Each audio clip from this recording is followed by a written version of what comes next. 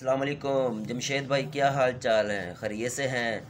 जमशेद भाई, मैं लियाकत अली लियाकतपुर से, ज़िला रहीम यार ख़ान से।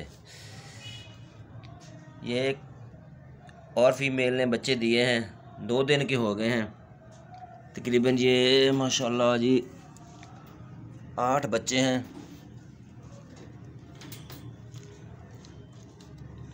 ये देखें,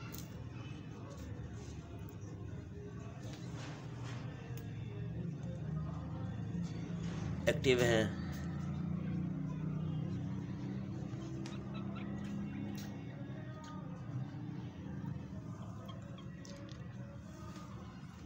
दो फीमेल ने बच्चे दिए हैं इकट्ठे, एक ही रात, ये 2 दिन पहले। बाकी बाहर हैं, आपको दिखाता हूँ इंशाल्लाह। ये आपने जो बाद में मुझे 2 भेजे थे ना छोटे बच्चे, वो एक जो फीमेल थी उसने बच्चे दिए, 3 दिए थे, 2 मर गए, 1 हैं। ये देखो छोटा सा जी। बाकी ये थोड़े दिन पहले आपको वीडियो भेजी थी इनकी। ये छोटे छोटे हैं, ये भी 9 हैं, 8 हैं। ये भी माशाल्लाह 7 हैं। इससे बड़े ये हैं, ये 2 मंथ के हो गए हैं। ये 3 हैं, इसकी वीडियो आपको भेजी थी।